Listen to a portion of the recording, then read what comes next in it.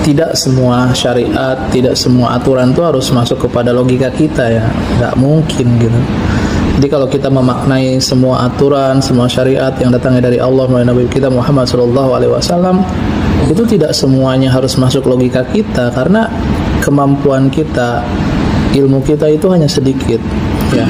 Allah Subhanahu wa taala menjelaskan, wa ma utitu minal ilmi illa qalil, ya, dan tidaklah ya aku berikan ilmu ya itu cuman sedikit. Jadi nggak bisa semuanya berdasarkan logika harus masuk kepada logika kita ya, nggak bisa.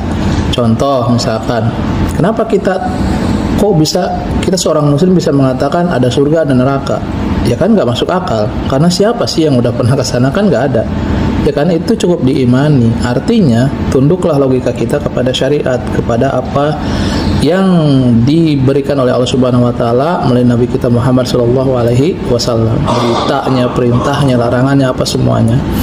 Nah, ini lucu juga ya, kalau misalkan kita harus semuanya itu masuk kepada logika kita sebagai manusia, maka ini repot, ya kan? Karena apa? Misal satu Ustadz A, Ustadz B, dia memaknai syariat itu pakai logika, ya pasti berbeda antara logika si Ustadz A sama si Ustadz B, itu pasti berbeda. Makanya ini akan menjadi rancu yang akhirnya jamaahnya menjadi bingung. Maka seharusnya kita ittiba aja kepada Rasulullah SAW, para sahabat, ya kan? Ini aneh misalkan hukum riba. Ya, hukum riba kan udah jelas ya. Allah Subhanahu wa taala mengharamkan riba ya, menghalalkan jual beli. Akan tetapi ada segelintir orang-orang yang memaksakan hukum riba menjadi seolah-olah itu enggak haram gitu. Nah, ini yang bermasalah. Kenapa? Mereka berpikirnya pakai logika. Apa logikanya? Ya nggak apa-apalah, riba juga. Kan ini buat buat beli motor untuk kerja, misalkan buat beli ini untuk keperluan. Nah, ini logika, seolah-olah hukum Allah itu mau diselisih sama logika dia. Ini kan aneh, ini kan bermasalah ya.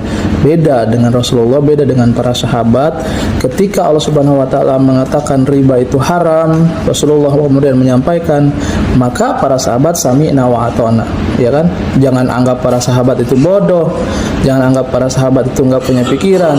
Kita sehingga mengatakan, sahabat kan enggak tahu tuh riba tuh kayak gimana. Dulu kan belum ada tuh namanya bank. Teman-teman yang dirahmati Allah Subhanahu wa taala, ya tidak heran ya Rasulullah SAW mengatakan nanti Islam itu akan terbagi menjadi beberapa golongan, akan tetapi hanya satu yang selamat ya, yaitu yang mengikuti kitabullah dan sunnahnya Nabi kita Muhammad SAW.